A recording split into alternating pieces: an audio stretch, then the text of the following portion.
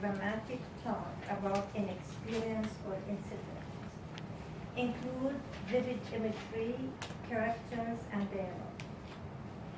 Deliver the talk in an entertaining manner, and the time is 5 to 7 minutes.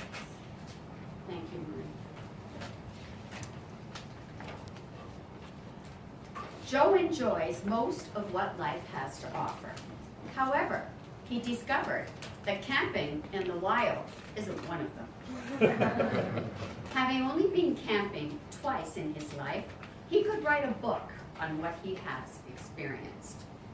He found that there is no such thing as peace and tranquility in the wild.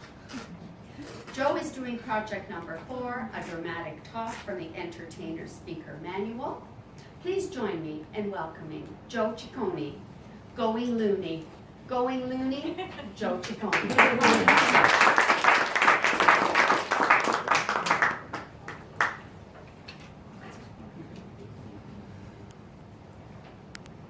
Well, Janet certainly has a lot of gusto, doesn't she? How many of you have been, when I say camping, in the wild? Not just a partying type of camping, but actually going, in the wild? Did you enjoy it? Did you get peace and tranquility? Yes.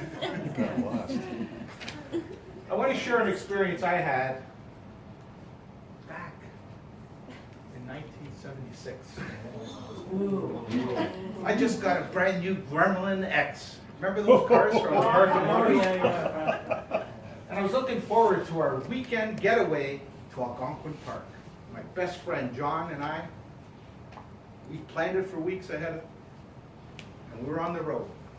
But not before stopping at a liquor store to buy the biggest bottle of wine we could find and paid only $2.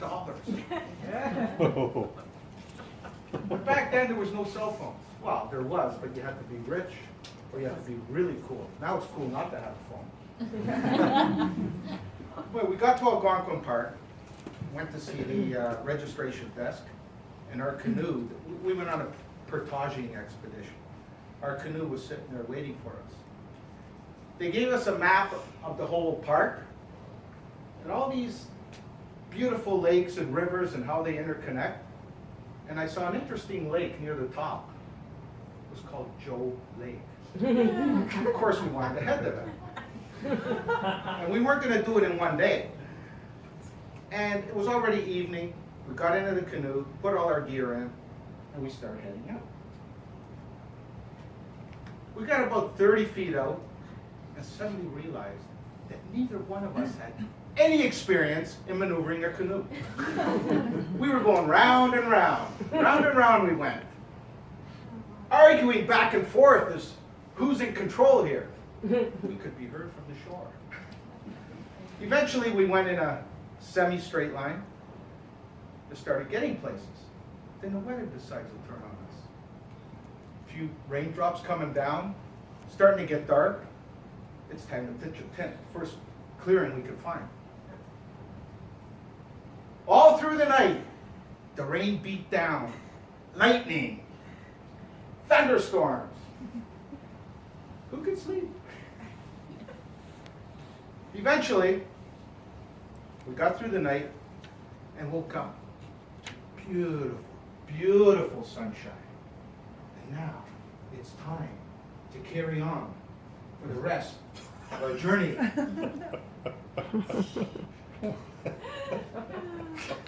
So we're rowing our boat. We have to carry the canoe across beaver dams, across rocky rivers, to get from one body of water to the next. The sight was amazing. Eventually, by supper time, we got to Joe Lake. Beautiful lake it was, just like its namesake. Beautiful clearing, surrounded by trees. We decided to crack open a bottle of wine. Poured each other a glass, toasted, took a sip. Plow! The worst tasting stuff I've ever had in my life. John, I can't drink this stuff. That's okay, Joe. More for me. He finished off that whole bottle within the hour. So I decided to cook up a gusto meal. Libby's deep brown beans. Anyone tried them? Lots and lots and lots of them. Stirred it up, and if that wasn't enough, we threw in a can of peas too. And he's drinking this wine. He was getting wasted. I was sober. You ever see a drunk guy when you're straight? Really crazy look. So anyway, by this time, it started getting to dusk, which is my favorite time of day, by the way.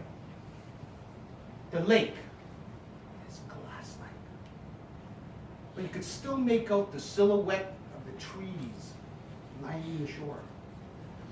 And there's just enough light that you could see the conical spheres reflected on the water. And then, and only then, do you hear the wail of the loons.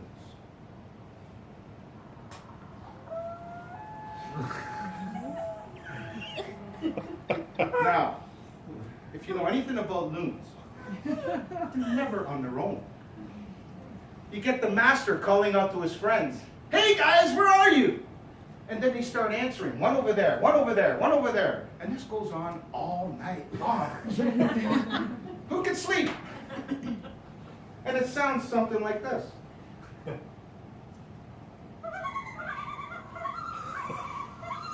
Can you imagine?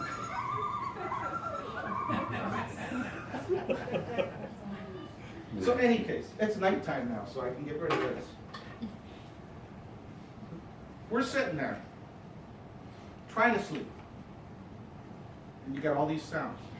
And then you got the frogs, and the toads, and the chipmunks. You have an orchestra of sound. Peace and tranquility, they say.